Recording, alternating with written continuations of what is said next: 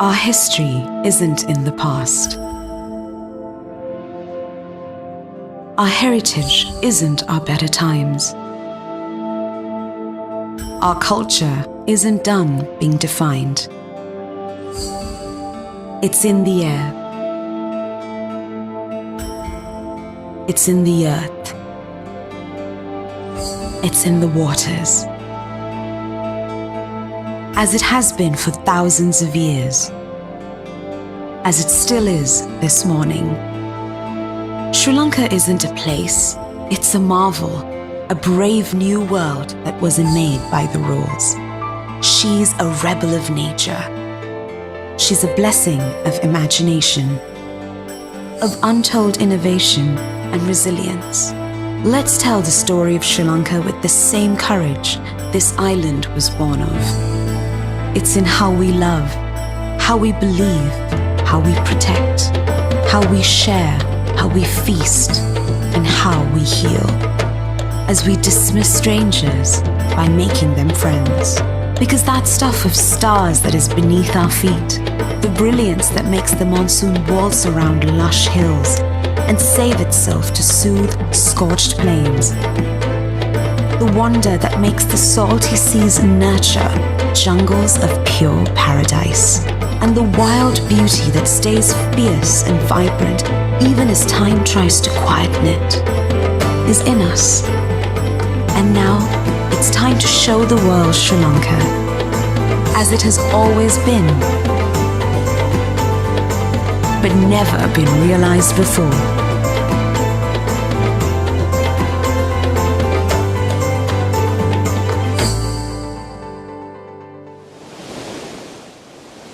On all four directions are works in stone and roundels of gold, broad the quadrangles and mansions of mighty mould, tall the gabled houses and balconies. Where else? Not on earth, but in heavens are those of such elegance and girth.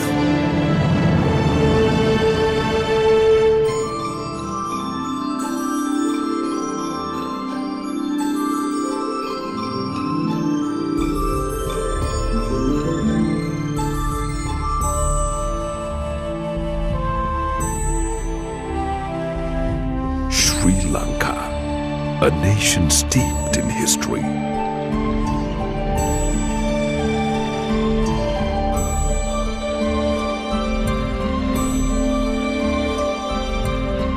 A nation with incredible cultural diversity.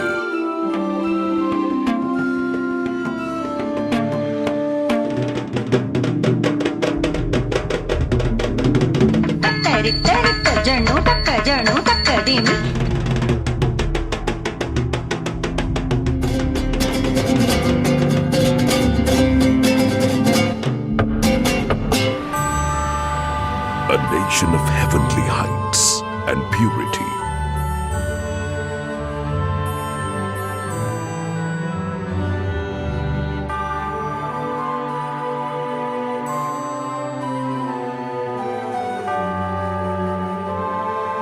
A nation of legendary beaches.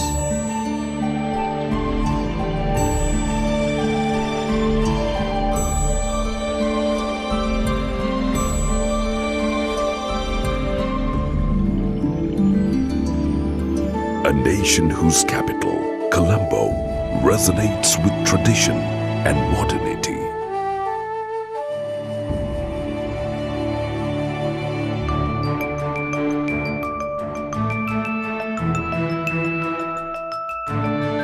Occupying a pride of place in this unique nation and the city is the Open University of Sri Lanka, OUSL, Sri Lanka's premier ODL institution.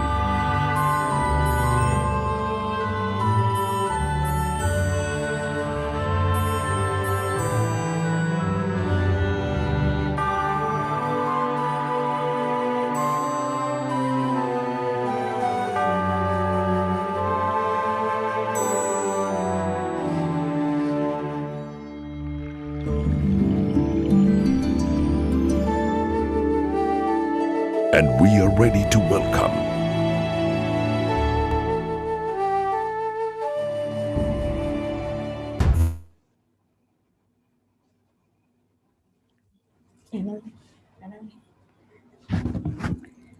Hello, good morning.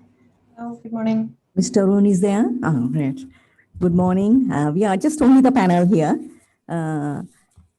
Before entering the other panel, the participants, we just thought of having this thing. You all right? Yes, I'll check with my colleagues here if you need to test anything. Everything looks fine on my side. Good. Yes, good for me. Sanjaya, Zainab, Yes. and we have excellent. And Wayne.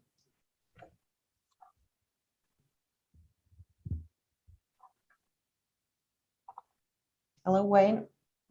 Can you unmute yourself? So we see that you're connected.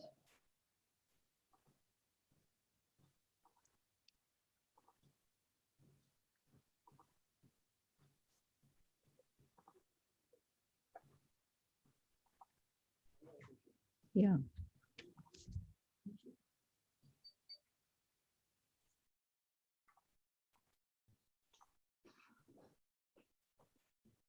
Can you please, technical support, can you please check that Wayne McIntosh is able to unmute himself?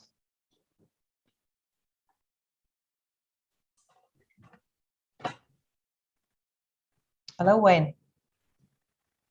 In theory, you should be able to hear me now. Can you hear me?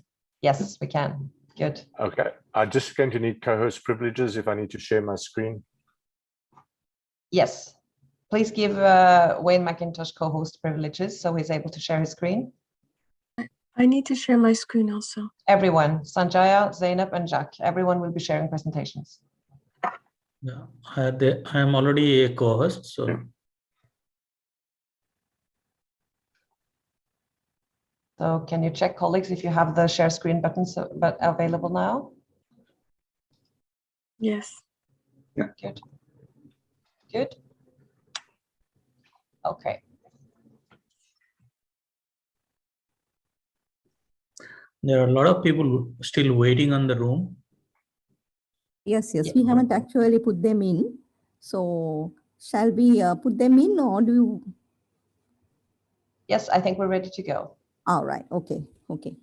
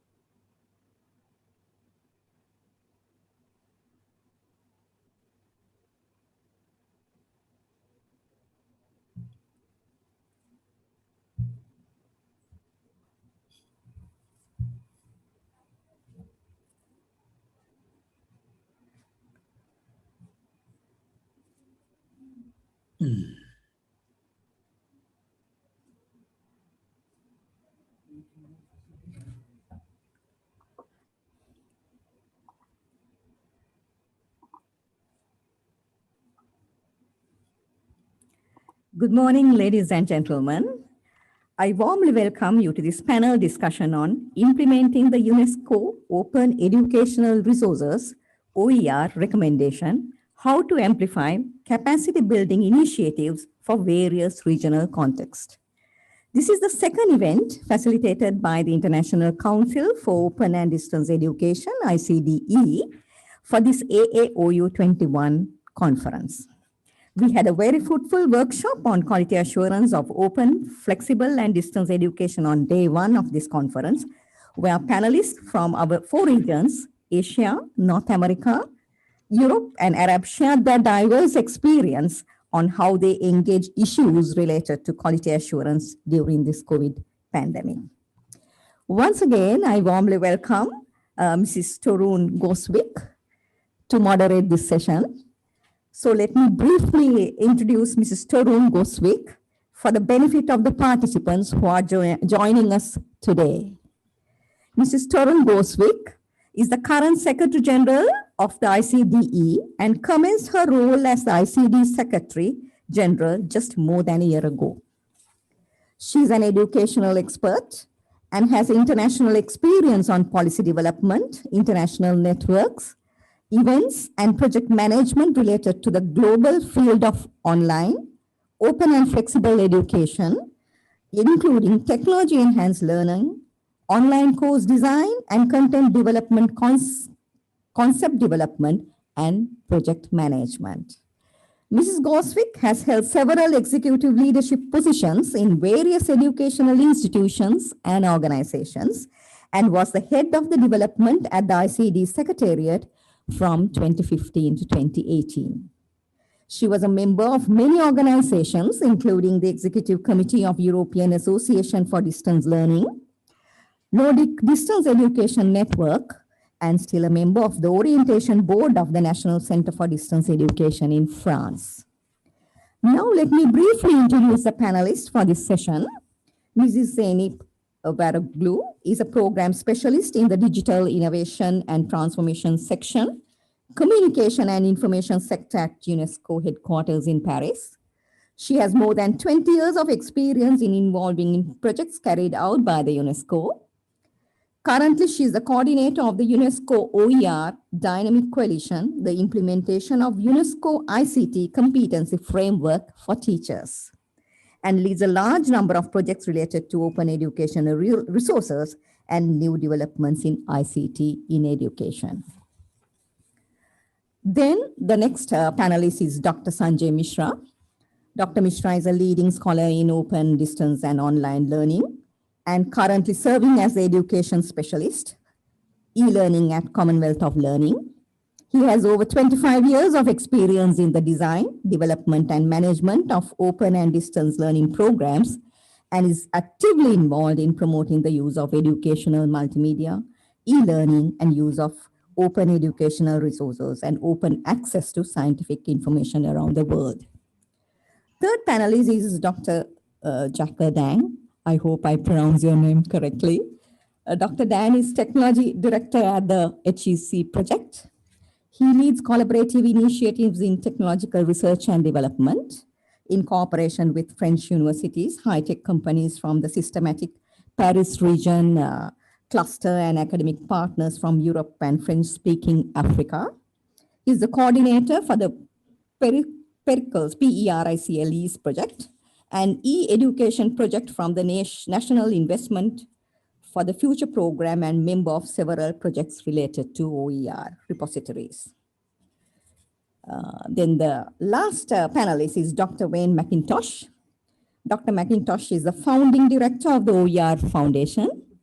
He's coordinating the establishment of the OERU, an international innovation partnership which aims to widen access to more affordable education for all, and has pioneered a transnational micro-credentialing system for OER online courses. Dr. McIntosh holds the UNESCO ICDE chair in OER at Otago Polytechnic and serves as a member of the board of directors of the OER Foundation. So we are very happy to have you with us today, and I cordially invite Mrs. Torun Gosvik to moderate this session. Thank you very much, and good afternoon, good morning, everyone. Thanks again for the opportunity to participate at the AAOU conference now with this panel session about the implementation of the UNESCO OER recommendation and how to amplify capacity building initiatives for various regional contexts. So greetings from Oslo, Norway, where I'm based with the Secretariat of ICDE, together with my panelists who comes from France, Mizzena Ferroglo and Jacques Dang, Sanjaya Mishra connecting from Vancouver, and Wayne McIntosh from New Zealand. They are all excellent speakers and key players from the global education community, and they will be today giving short presentations on today's topic before we enter into a discussion. And in this discussion, we also invite you as participants to post questions and comments in the chat to be able to interact with our panelists. But first, I'd like to give you a brief introduction to ICDE, including an overview of our ongoing activities and main projects related to OER and open education. So let me share my screen. And I'll start with a brief introduction of ICDE. So we are the leading and oldest global membership organization for online, open, flexible, and distance education. We were founded back in 1938 in Canada, so we have a very long history. Established as a global and not-for-profit, non-governmental organization.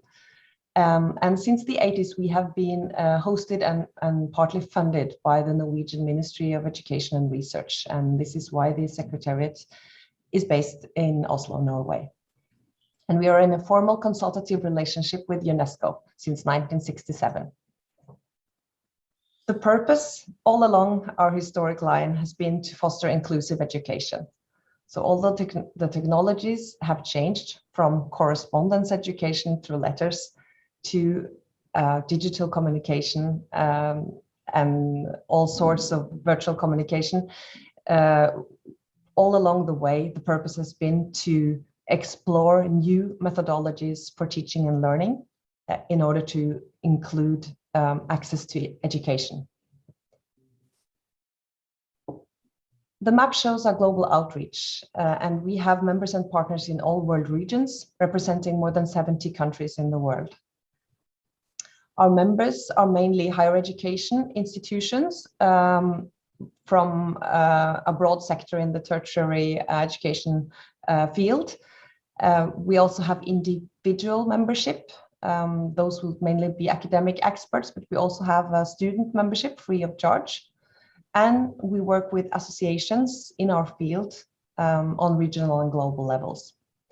And this is how we are able to do our work, because the Secretariat in Oslo is very small. So through our members and partners who are so engaged, we are able to work on the various levels, all along from the policy level down to educational leadership, institutional leadership level with rectors and presidents of our institutional members institutions, and also on the practice level with the individual experts in our network.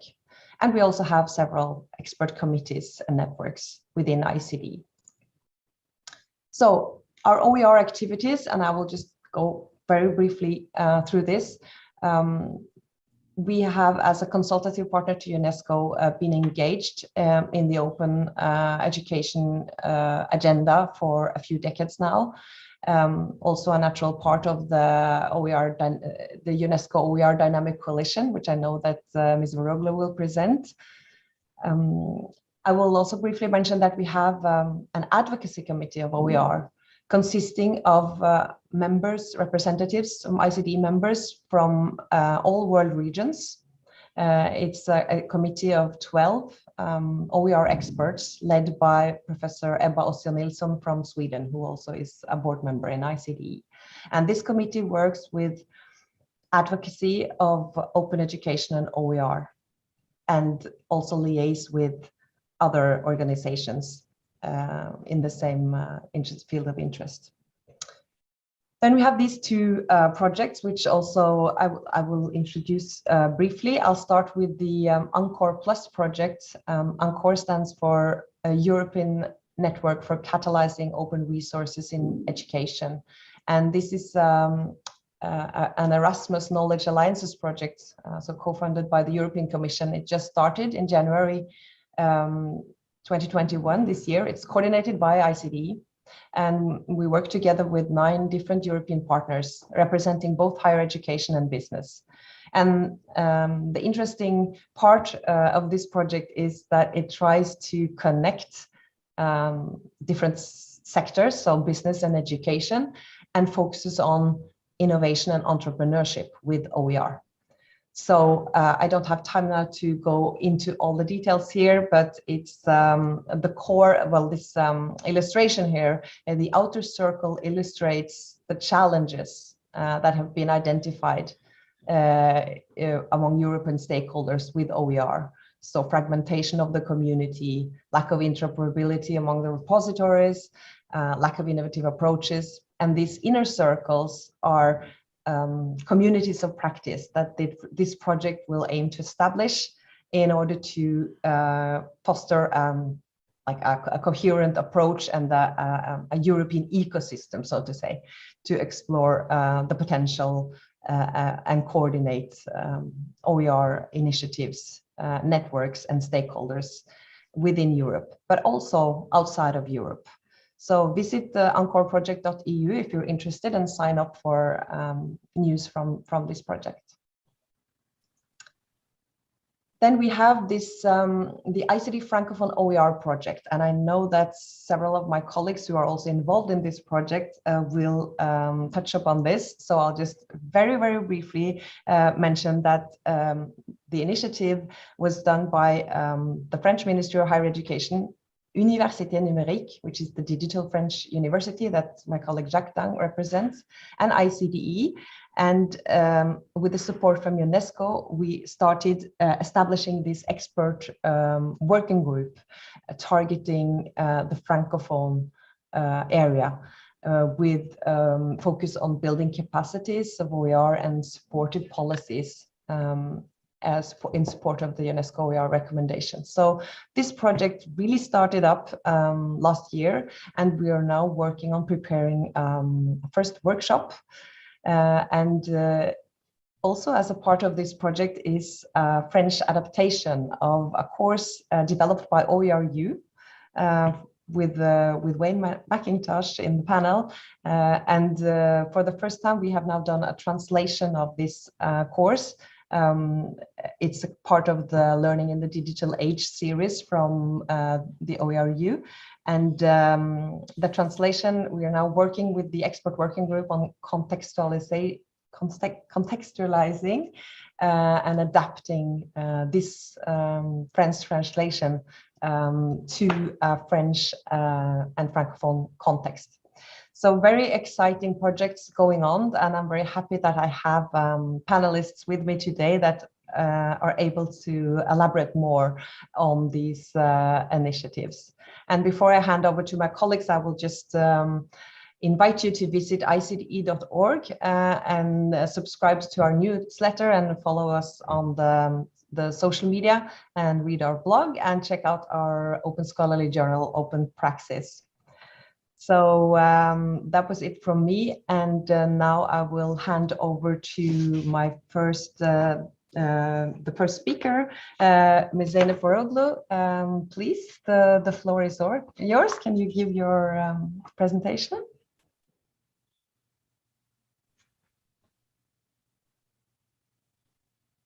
Yes, thank you very much. Thanks very much, Torin.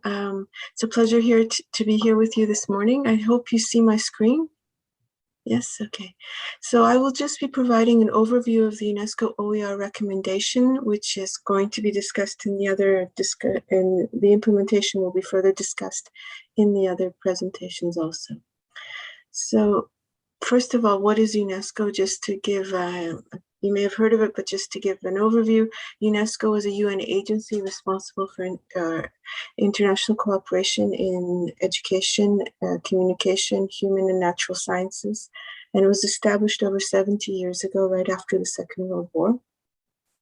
We have 193 member states, and we're based in France, in Paris. We have field offices in over 50 countries, covering all UNESCO world regions. As you can see, we work basically everywhere. So we have global reach between the offices and the different partners. And our work is based on two principal UN commitments. The first one is, of course, the Universal Declaration of Human Rights, also written over 70 years ago, but still extremely relevant. And in particular, Article 19, which underscores the inalienable rights and freedoms to receive and impart information and ideas through any media, regardless of frontiers. And of course, Article 26, the right to education. The UNESCO Constitution also has a commitment to the free exchange of ideas and knowledge and supports the sharing of knowledge using technologies. These texts were written way before we had the internet, before we had this pandemic, before we had a lot of the things that happened in the last, well, even in the last 5 years, but in the last 20 years, but they were very forward-looking. And also, what is a UNESCO recommendation? UNESCO as an intergovernmental agency does not have, in terms of normative instruments, has only 3 types of main normative instruments. They're conventions, recommendations, and declarations. A recommendation is what it is semantically, a recommendation to member states to undertake actions in a certain field. And it offers a certain amount of flexibility compared to its conventions. I think perhaps some of you may know some of our other conventions, such as the ones that are for the recognition of higher education resources. Higher education, the recognition of higher education diplomas and qualifications, which is more of which requires a ratification. A recommendation is somewhat less rigid, but it is the second most. It is a UNESCO normative instrument, which is quite useful. As you can see, it's not easy to get it.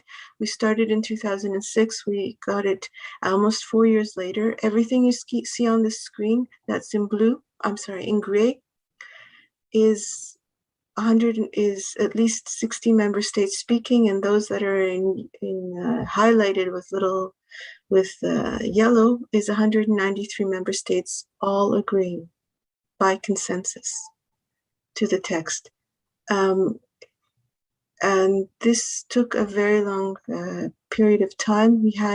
It was linked to a World Congress, which was held in Slovenia in 2017. And the point of all of this in this slide is to underscore that it is the fruit of international consensus over a long period of time. So what is in the recommendation? It looks like this.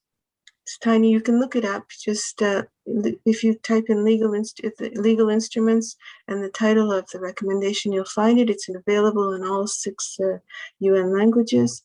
And it's the screen on the right here, this one now. You'll see that you have all the legal instruments from 2019 to 2089. And you'll see on the screen that you have about 12 legal instruments since 1989 that are in this area of work. And just to illustrate that, in fact, there aren't that many recommendations, so it is quite a serious matter. Okay, so what is important here is the definition of OER.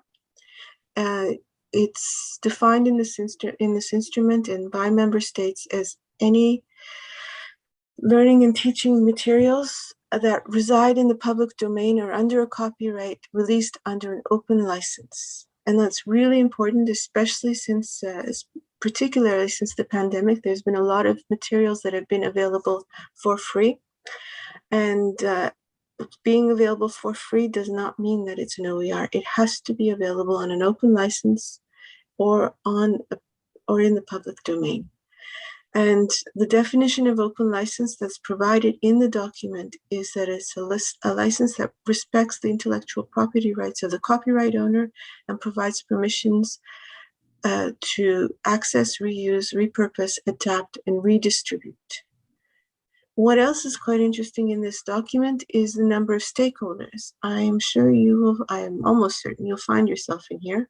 The stakeholders are a very large list. As you can see, you have your traditional educational stakeholders at the beginning, but then we have the ICT infrastructure providers, we have cultural institutions, and I think I'd really like to draw your attention to this, that libraries, archives, and museums are also cited as important stakeholders in this process, the publishers, the public, copyright holders, which is basically a lot of people, media and broadcasting groups, and funding bodies. What's inside this document? So we have 5 sections. The first one is on capacity to create, access, use, adapt, and redistribute OER. I think it's quite straightforward. The stakeholders have to have the capacity to actually work and function and use OER. And this one links directly to our discussion today. The second is developing supportive policy. And here we're talking both about policy at the level of governments and institutions also. The third one is on ensuring inclusive, equitable access to quality. Here we're talking about accessibility for persons with disabilities and vulnerable groups, quality assurance, of course, and of course, multilingualism, which is going to be one of the points that will be raised. And multilingualism, in view of the fact that a lot of resources that we have on the web, OER or not, are in English. It's also addressing the fact that resources, open educational resources, have to be in the languages in different languages and reflect languages that people actually really use in their day-to-day lives. Sustainability models refers to the fact that while OER is available for free, life is not free, so we have to find a way of making this sustainable and making the system function in a manner which can maintain it. The fifth one, which is kind of like this, if you look at the screen, it's just facilitating international cooperation. It's to how different networks internationally, regionally, between stakeholder groups can work together on these different aspects. Now, what have we done about this? We've developed a dynamic coalition, and the dynamic coalition is basically to support this fifth area: international collaboration, peer networks, and partnerships. And the projects that you'll be hearing about today are linked to the dynamic coalition. UNESCO has been part of these projects in the framework of this coalition, and it's really to do these three areas and to develop the peer networks and to work in partnership. Some of the examples of what we're doing is this project that you'll hear about. It's fostering communication between and about different OER initiatives, and it's about translation, such as the document that the tool that you're going to be presented with today, the translation of capacity building tools. So, and other activities we've done in this area is a mapping of capacity building resources. We've been supporting regional policy development activities. For example, next week is going to be a very busy week. There will be a policy workshop at the ministerial level in Dakar on West African French-speaking initiatives in this area with ministers of education from the area. And we've developed a checklist for inclusive education in the COVID response. We've developed a checklist of actions using open solutions, including OER, to support learning for persons with disabilities in distance learning options. There's, of course, the French translation. And in terms of developing sustainability, we have a network of teacher education institutions working on capacity building that have developed a peer model and peer network and shared resources amongst themselves, which is one of the examples for sustainability. To finish, I'd just like to draw your attention to a joint call for action to support learning and knowledge in OER. This was launched last year when we thought that perhaps the pandemic would be not as long as it has been. So it is still relevant, and it is even more, perhaps we're now going hopefully a little bit closer to the exit of this pandemic, but I'd like to draw your attention to the last paragraph of this declaration, and it says it calls on stakeholders, member states, institutions, practitioners, the community, for joint actions to manage the challenges of this and future pandemic crisis for learners, to lay the foundations for integrating systematically best practices using OER to increase the sharing of knowledge in the post-COVID-19 future of learning. And I think we're really at a moment right now in history where we can use these resources and use the different open solutions that we have and the open strategies that we have at our disposal. And I think this community that's here today, at this workshop, is really central for ensuring that these best practices now become part of the mainstream, and they've been mainstream to some degree, but become more integrated and become part of the future, because things will be, as they say, change brings new opportunities. And this is an opportunity to actually lay some foundations that could be very long lasting. My email is here, and I am available if you'd like any further information. And I'd like to thank you very much for this time. Thank you very much, Zeynep, for giving that overview. Very helpful. And I'll just also inform participants that the chat is open for questions. If you have any immediate questions to panelists following the discussion or want to post comments, we can pick them up later in the discussion. And yeah, you can stop sharing. I'm trying to find the button to stop. Oh, I see. Okay, here. There. Thank you. And now we'll move over to the next presenter, my dear colleague Sanjaya Mishra from the Commonwealth of Learning, who also is a valuable member and partner of ICDE. Please, Sanjaya, the floor is yours. Thank you very much, Torun, and greetings to my co-panelist members, all friends, and particularly to the participants and the organizers of AAOU and colleagues at Open University of Sri Lanka. I see many of the participants who are personally known to me and I have interacted in the past. So thank you very much for joining on this session, and particularly to ICDE for organizing this at AAOU to lead the discussion on UNESCO OER Recommendation 2019. And it's my pleasure to represent Commonwealth of Learning, particularly to share what we have been doing on the space of open educational resources under the dynamic leadership of our President, Professor Asa Kanwar. Many of you know the Commonwealth of Learning, but it is important to also reiterate for those who are not aware of what is Commonwealth of Learning. We're an intergovernmental organization or established by the Commonwealth Heads of Governments in 1987, and we are located in Vancouver, particularly catering to the educational and training needs of 54 Commonwealth countries in all regions of the world. Our main goal is to help Commonwealth governments and institutions use technologies to improve access to teaching and learning, leading to learning for sustainable development. Sharing of knowledge is actually in the DNA of Commonwealth of Learning.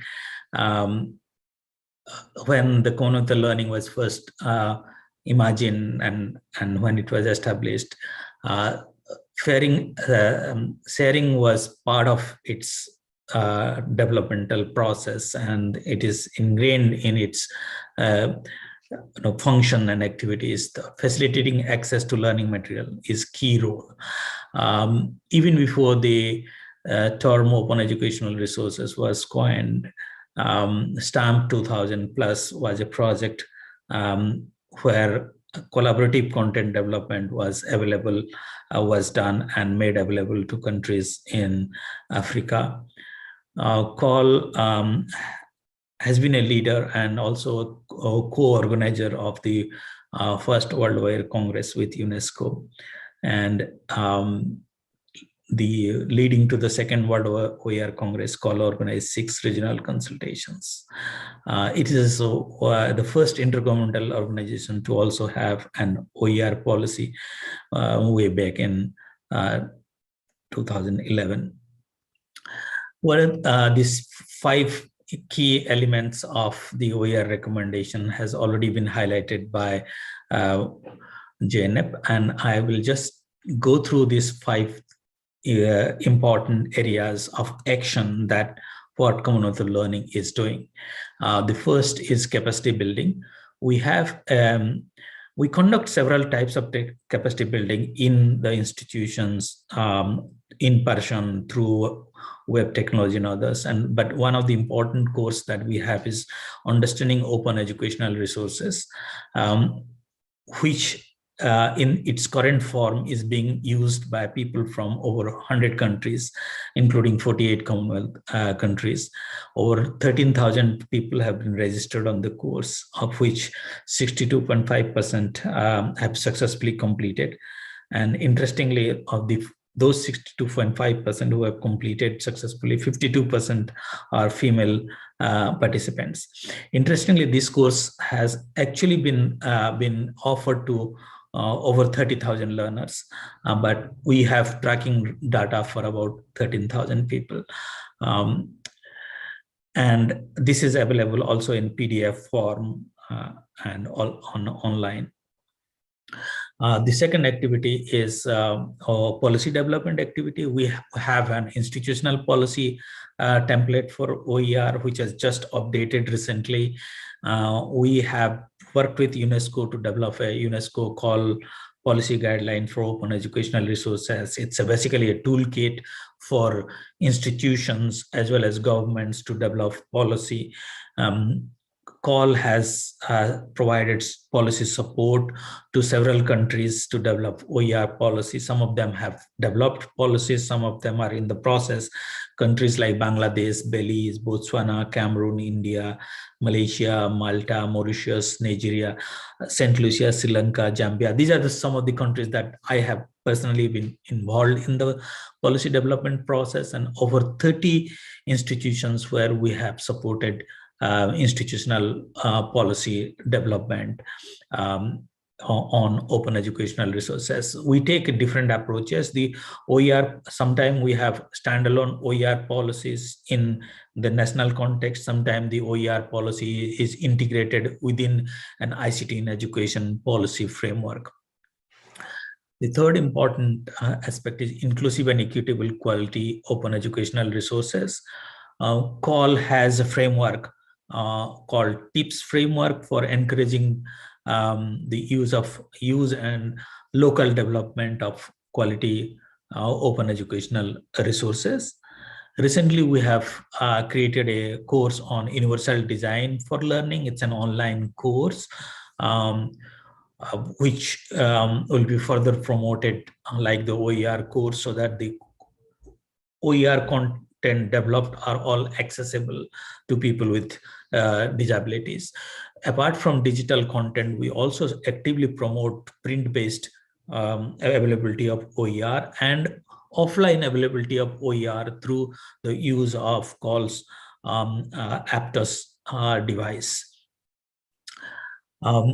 A study of our platforms, understanding OER, we have found that those who have completed the course, what do they say about the course? And over 80 or over 90% of the participants think that the course has improved the quality of their OER work. In terms of sustainability model, one of the approach that COL believes, and we call it a strategic approach, which is collaborative content development for cost-effective course OER work. And we have developed 2 courses recently on diploma in mobile app development and certificate in web application development in collaboration with 6 open universities. That includes Open University Sri Lanka. In fact, Open University of Sri Lanka is actively using some of these courses under these 2 programs that have been developed. We have a portal called callve.org, which has over 100 courses, which are shareable and can be used by others. The basic tenets is that when you are developing content and there is an economy of scales, sustainability comes easily to organizations. So that's the kind of approach that we take. And in fact, the OER course that we have done, we have analyzed the system. Platform gives us data about that, and the people, it's a free course, but people put an average value of about 75 Canadian dollars to the course. Those who have completed and very satisfied, they say that if they want to quantify the impact of the course, they say that they have on an average improved about 57% of their work related to OER they do. And of course, the cost effectiveness of the course, because it's online and it's scalable to high, the cost is pretty low. And that's how it's also a sustainable approach.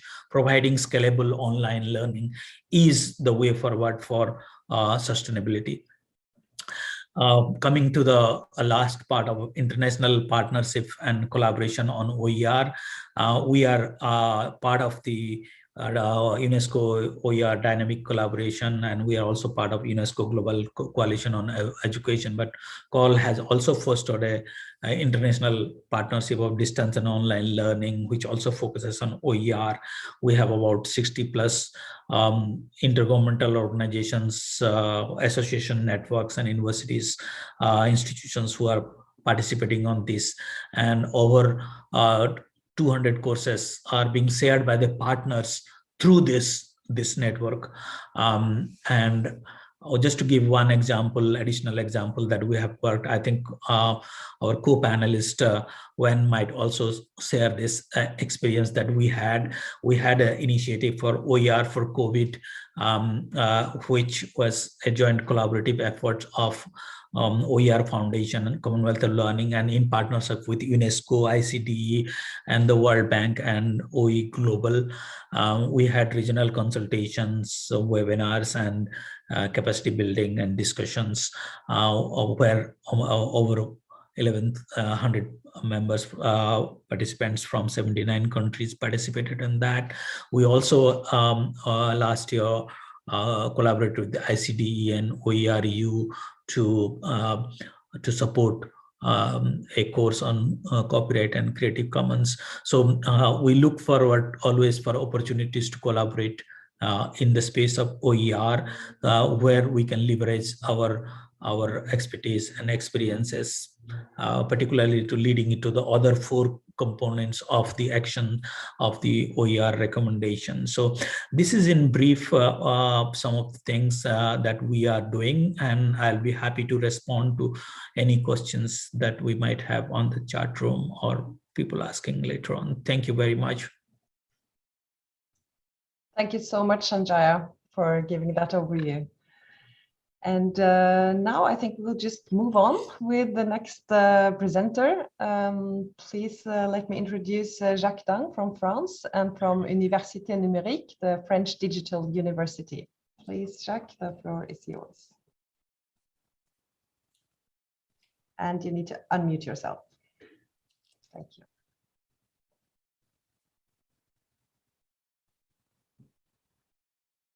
Can someone assist?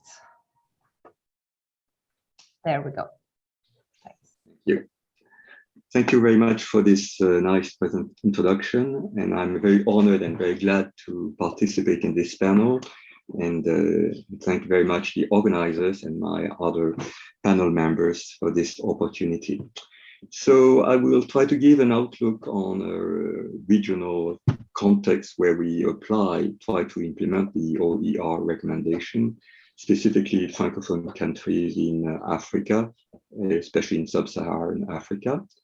And first of all, I would like to extend my acknowledgements to my colleagues, Carole Chorlet-Stéphane from Université Numérique and Anaïs Malbran from ICDE for their substantive and very nice contributions to what I'm about to present to you. So just a few words about the French Digital University. We are a federation of 6 thematic universities. You see here the various thematic fields. And we were founded originally as digital campuses in the early 2000s. We moved to thematic digital universities, and we are now, for the past 3 years, federated under one umbrella by the Ministry of Higher Education and Research in France. So we are an operator for the ministry, and we receive a set of objectives and resources. And one main point is that we contribute to the alignment of the OER catalog with the curriculum of national degrees. And we also represent the French higher education in international bodies, such as ICDE, of course, but also Open Education Global and other various international initiatives. As you have seen, we have both disciplinary expertise, but we also have transversal actions which transcend these disciplinary boundaries. This federation has helped us have a greater recognition among French higher education institutions. We represent almost 90% of French universities, and it also helps us federate the global and international outreach of French higher education. So we've been involved in OERs well before the pandemic, as most of you here, and we've developed over 40,000 OERs in the past years, from basic notions to more substantive MOOCs and also into joint degrees. All this content have something in common. They are easily accessible through a national portal. The content is approved by a scientific committee, and experts different from the scientific experts, validate the pedagogical approach, and all of this is indexed according to international standards.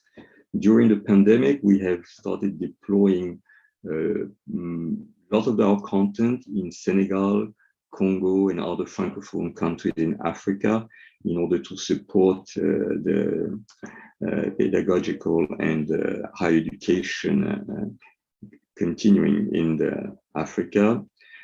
It was especially true for countries such as Mali, which even before the pandemic have had difficulties with higher education and education in general.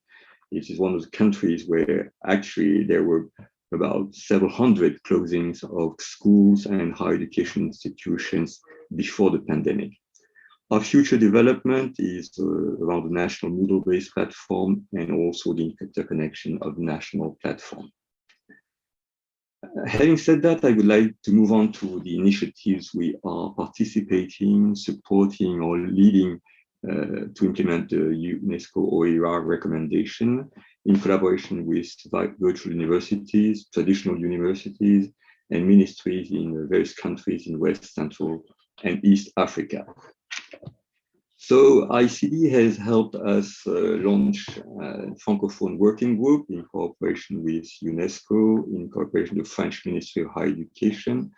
So we supported the first Open Education Leadership Summit in Paris 3 years ago. Last year, as Torin mentioned, we launched our joint work group with the first face-to-face meeting in Paris. And we joined the Dynamic Coalition for OER later that year.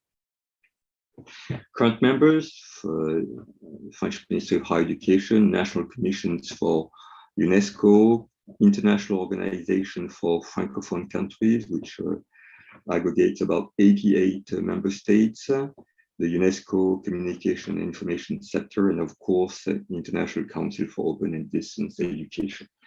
We are going to extend this membership to other virtual and traditional universities from other countries in Francophone Africa, as well to ministries ranging from higher education to professional training culture. And this could involve any ministry that has an involvement in professional training, be it higher education or specific ministries such as fisheries or mines or transportation. And of course, we want to partner with the business and technology partners.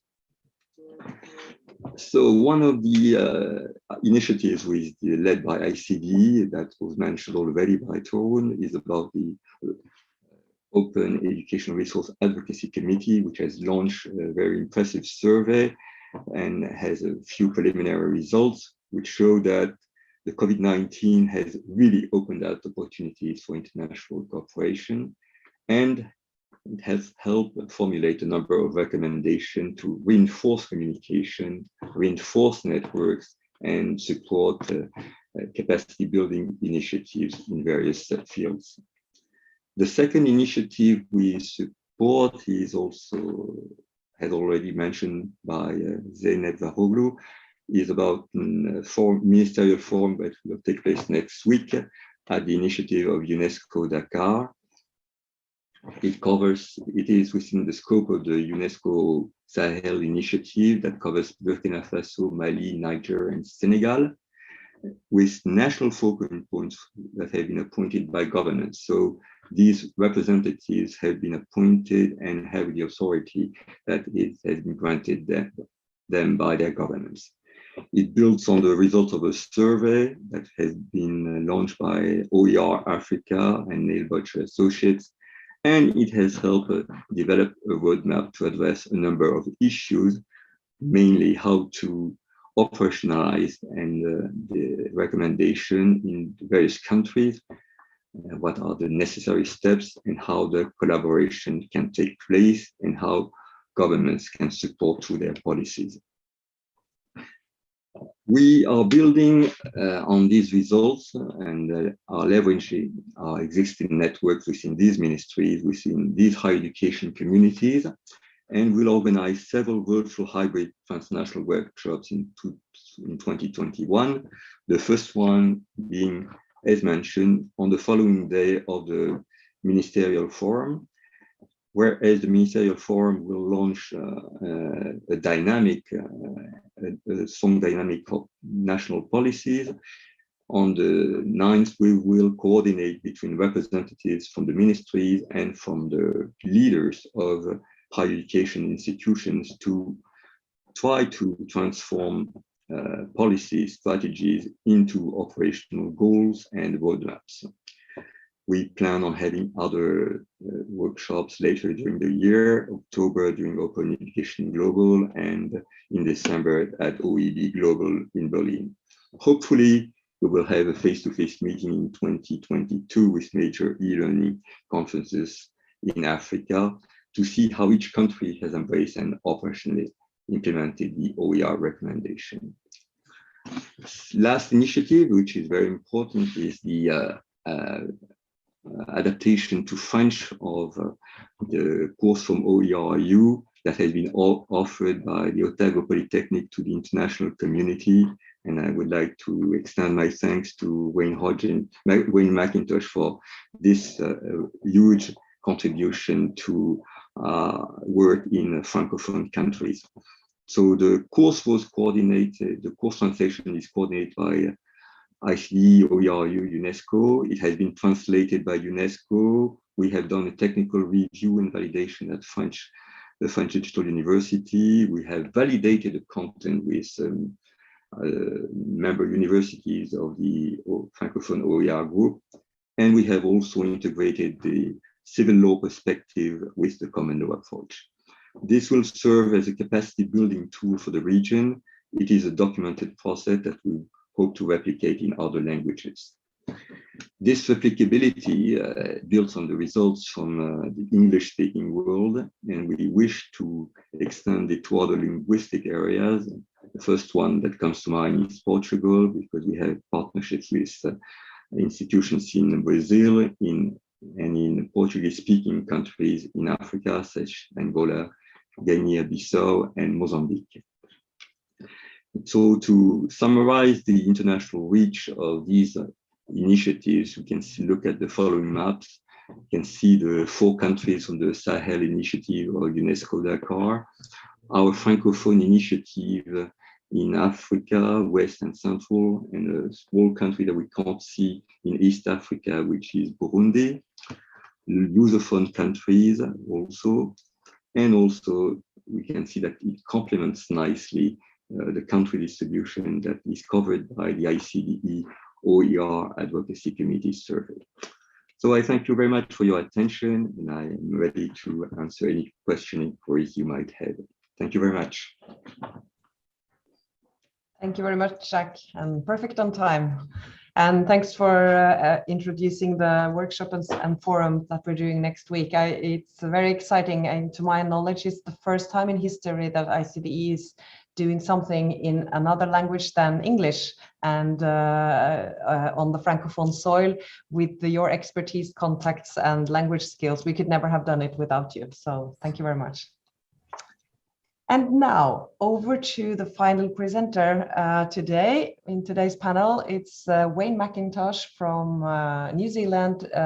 He is the director of the OER Foundation. Please, Wayne, the floor is yours. Turin, thank you very much. I assume my audio is coming through loud and clear. I bring you very warm greetings from New Zealand from a very cold South Island evening.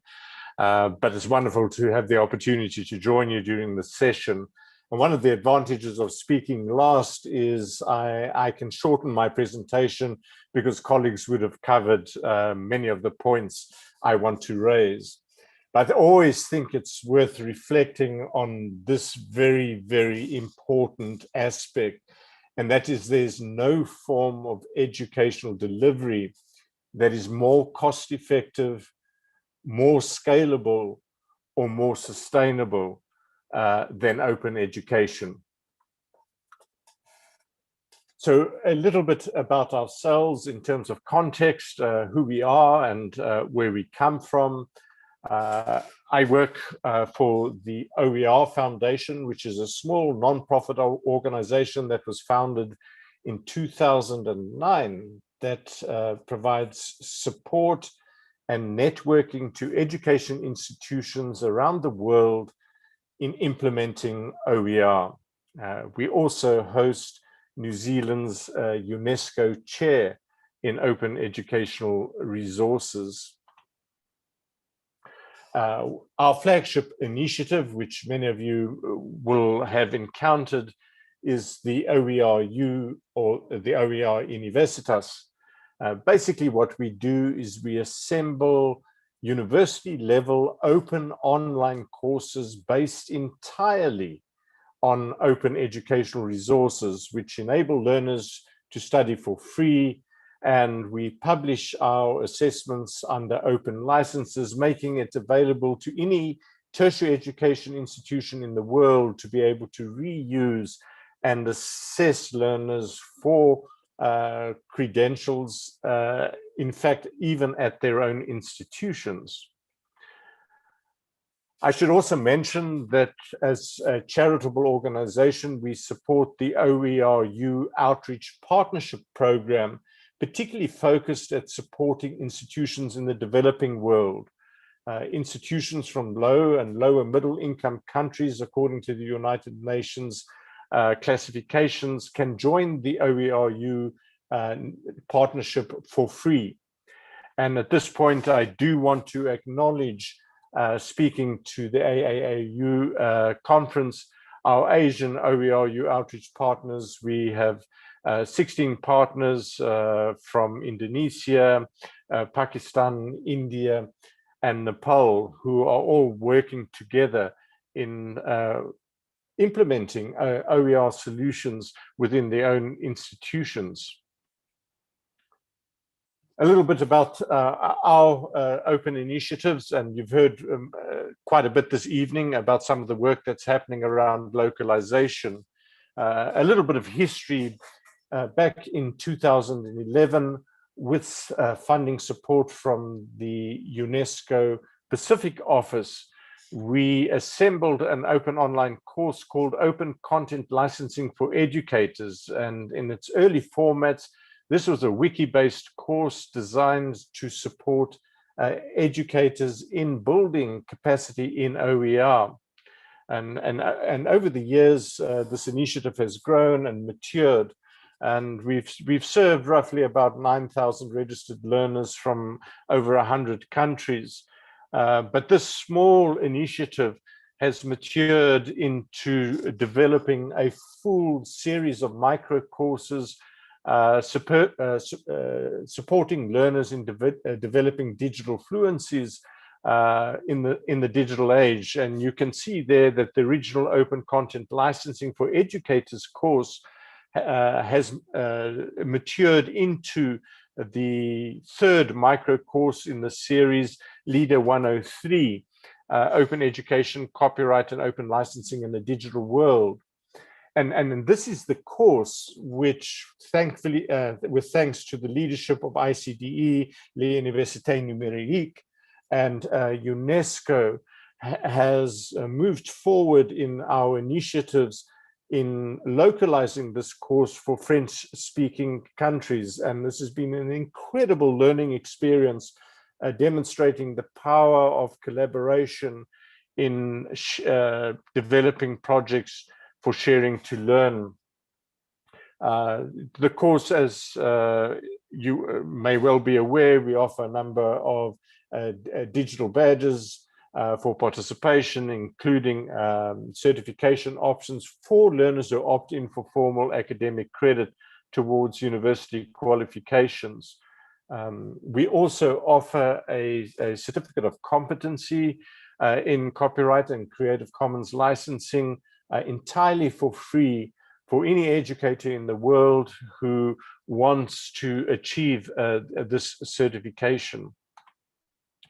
The interesting thing, of course, is at the OERU, our entire technology suite is based on open source technologies, which basically means our platform where we publish courses as well as the interaction platforms using best of breed open source software can be replicated by any institution in the world that wants to implement their own versions of these courses. And I must say that this platform has been a huge asset in our work in localizing the course for the Francophone world, because we were able to move very quickly in publishing course sites.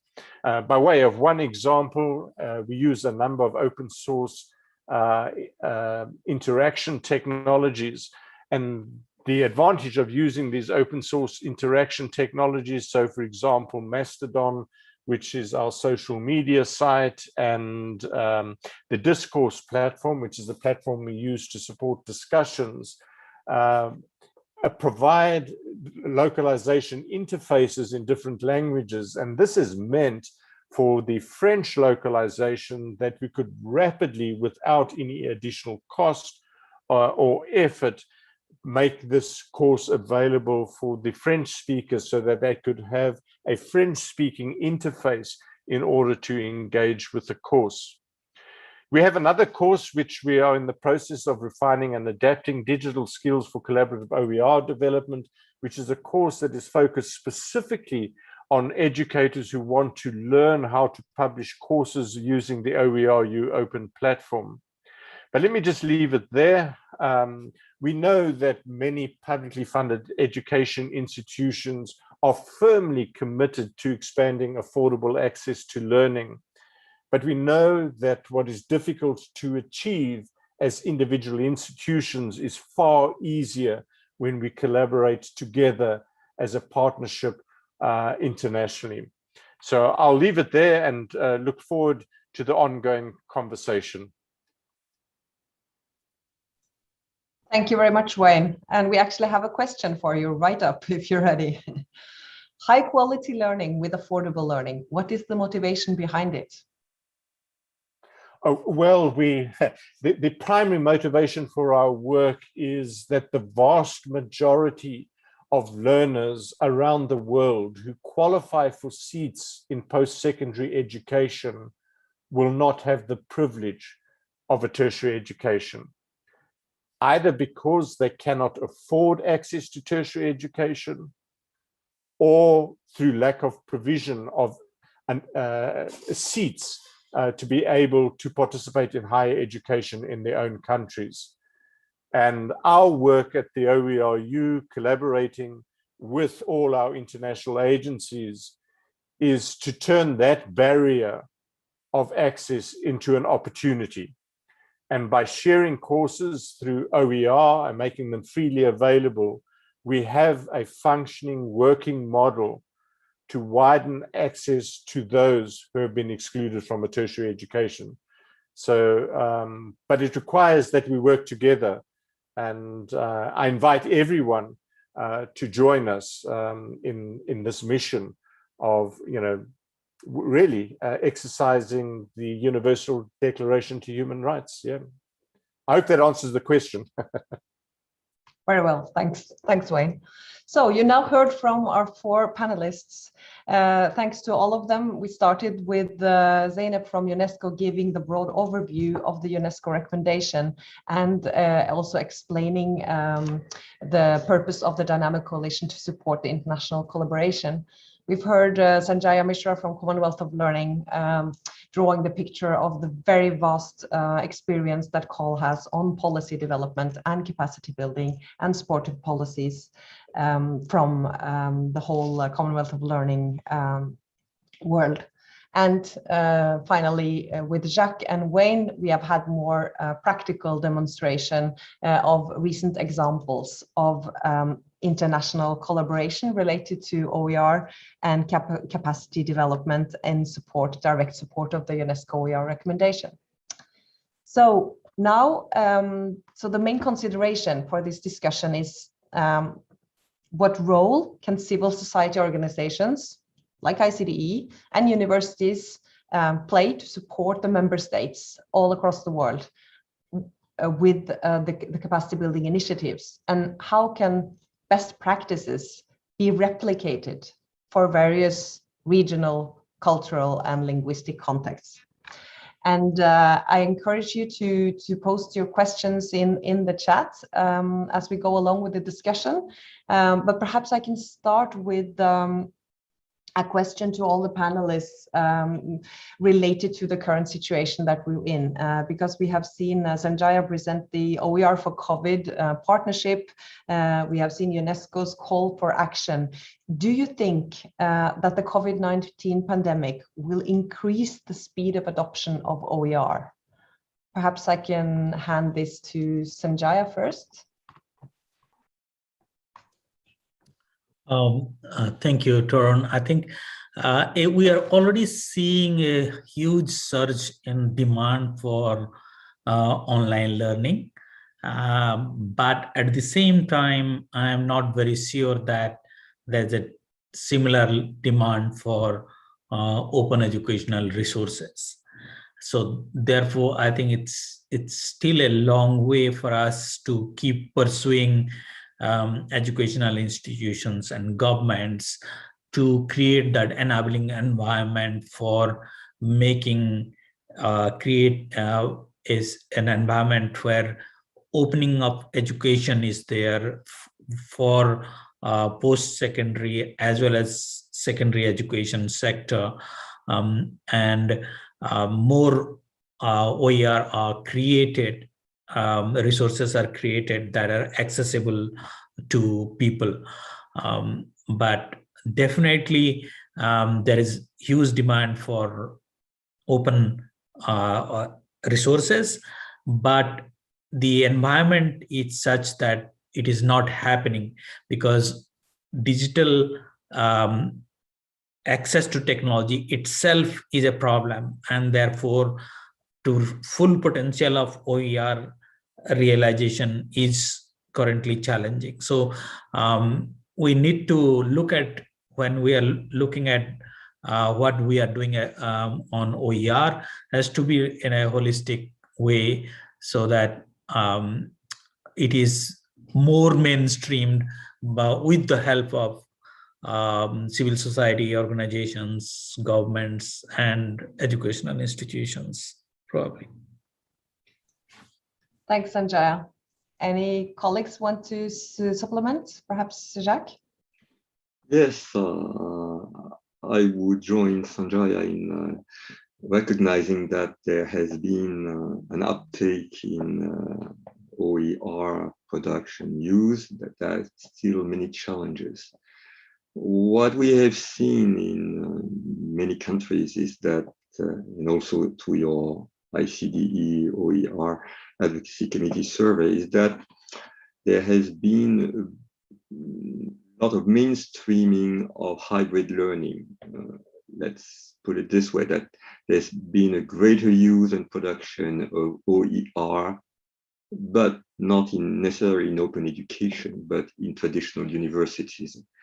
So this may be a half full, half empty glass. I would say that it is an improvement because educators and university professors are more accepting of these evolutions. And while this is perhaps limited to traditional universities, it of course extends to what the student, the learner experiences. And I would say that it will, in time, increase the demand from learners for more open education through the use of open educational resources outside traditional universities, especially for lifelong education, I would say. So I'm slightly hopeful. Thanks for that, Jacques.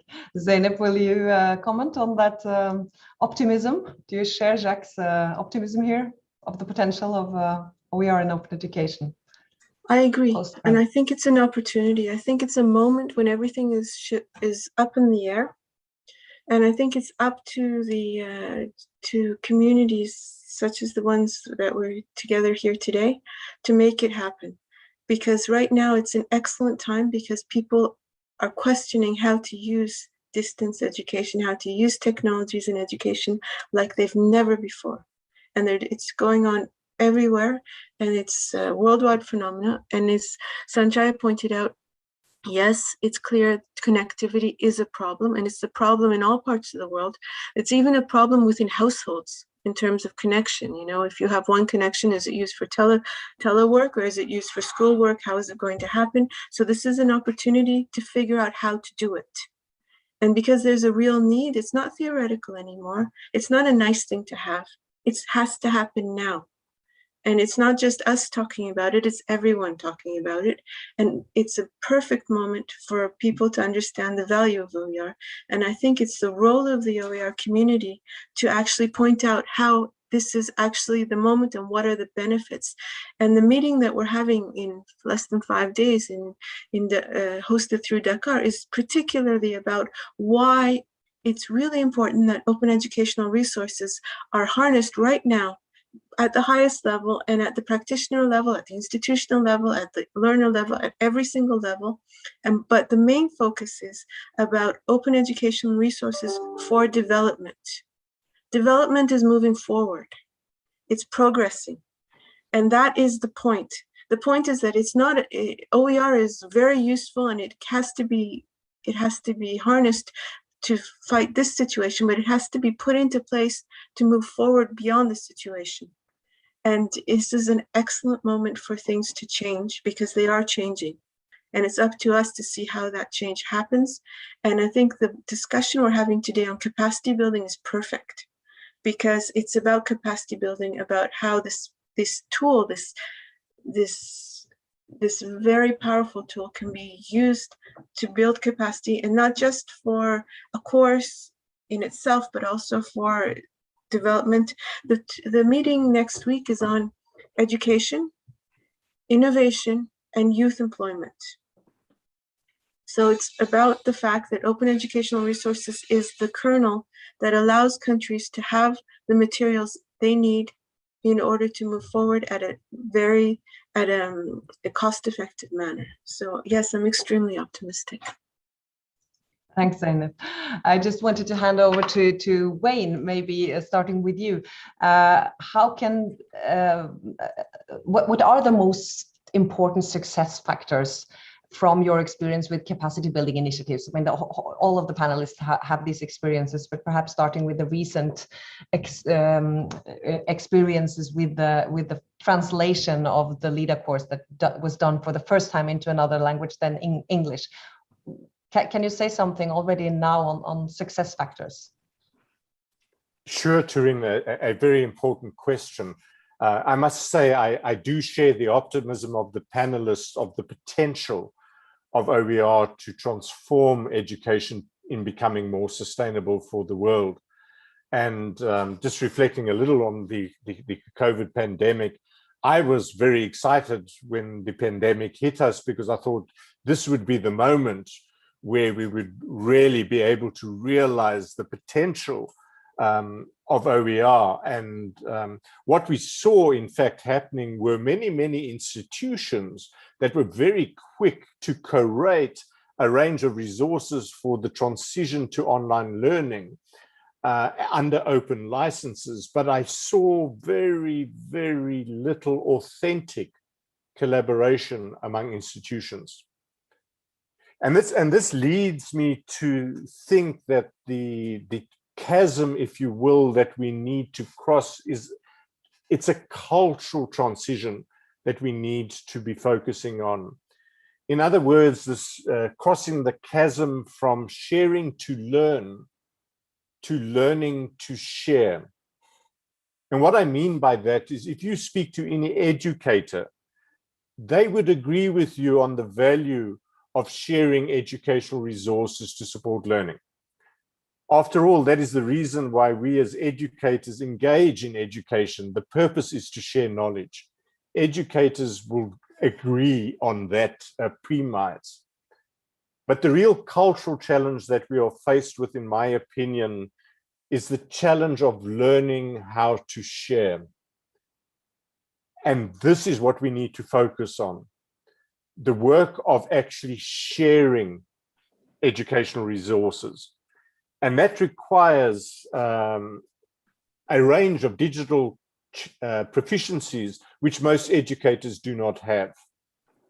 And I must say, this work that we've been doing with UNESCO, Université Numérique, and ICDE in converting and adopting the Leader 103 course has been an incredibly valuable learning experience, because we're working in the trenches together, learning how to share. Because it is only by actually doing the work in a true cooperative sense that we can experience the challenges. And what we have proved with this project is it can be done with those that are willing to collaborate with each other, but also coming into the collaboration with a focus of wanting to learn how to do this. And for all of us that have been engaged in this process, there has been learning on all sides. Even though we've had a course that we've made freely available to whoever wants to adapt and localize it, there's been tremendous learning for us as well at the OER Foundation in improving technologies, rethinking the challenges of how you actually design and develop courses for localization. In other words, how do you, what technologies do you use? What pedagogical approaches should you use in order to make it easier for localizations? And they're simple things. In the English version of the course, we had a number of wonderful images, right? Expressing open, using the English word open in the course materials, but which is of no use to a French learner, because so it's thinking about these things, what images should we be incorporating in our course that make them more universal? When we are developing video presentations, in what way should we release those videos that makes localization so much easier? I mean, many open courses include YouTube videos, for example, to support learning. But the fundamental challenge with YouTube videos is they're often released under the standard YouTube license, which means you would not easily be able to develop captions in alternate languages, because that's a derivative work.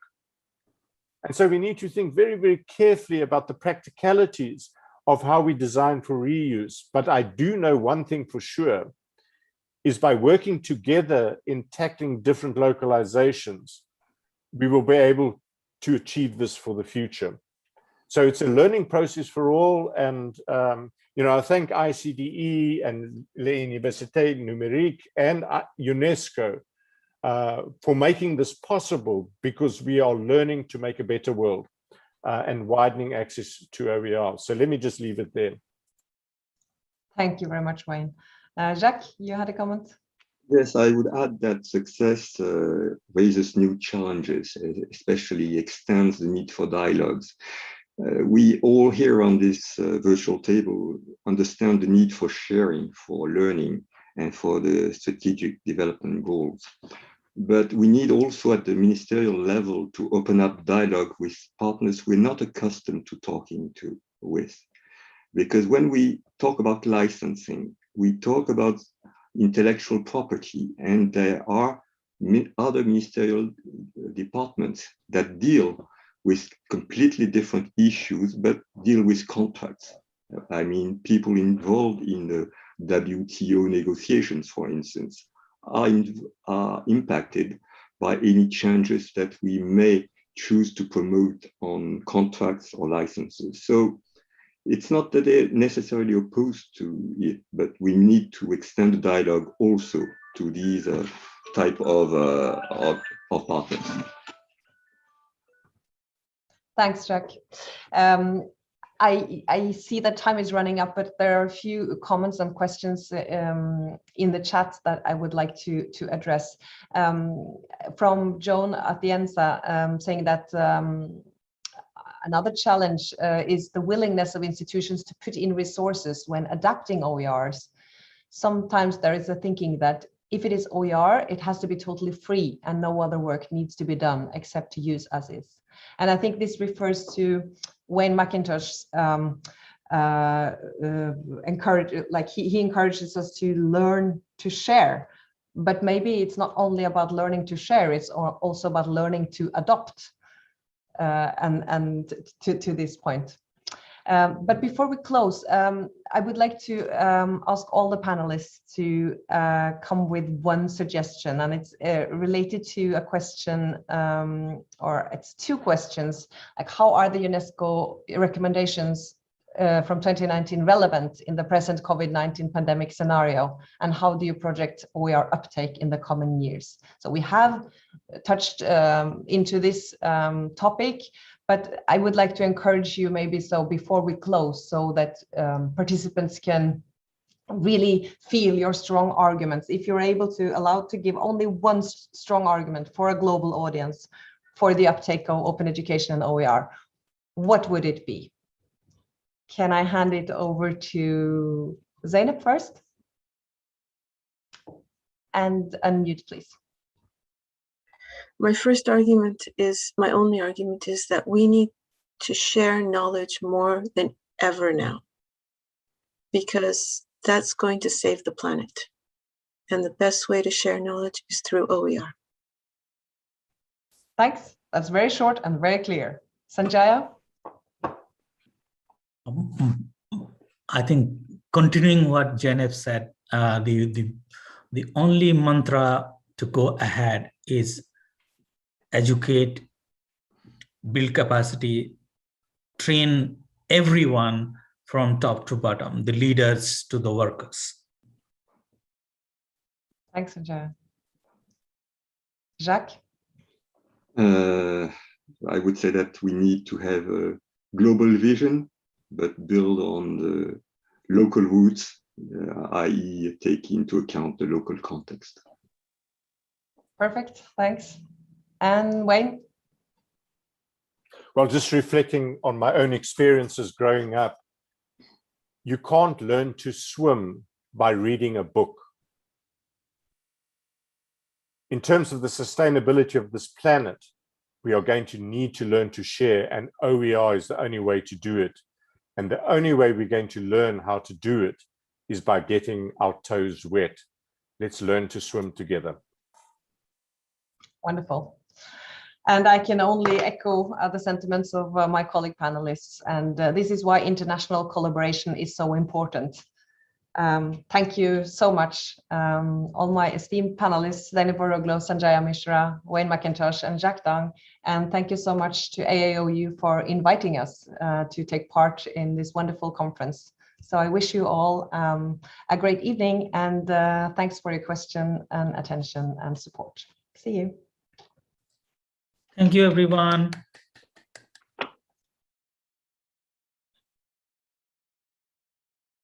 Mrs. Goswick and all the panelists for conducting a very fruitful and timely panel discussion on open educational resources. On behalf of the Open University, I have to thank the ICDE for organizing this panel discussion once again. So thank you very much, and all the very best with your international relationships. Thank you.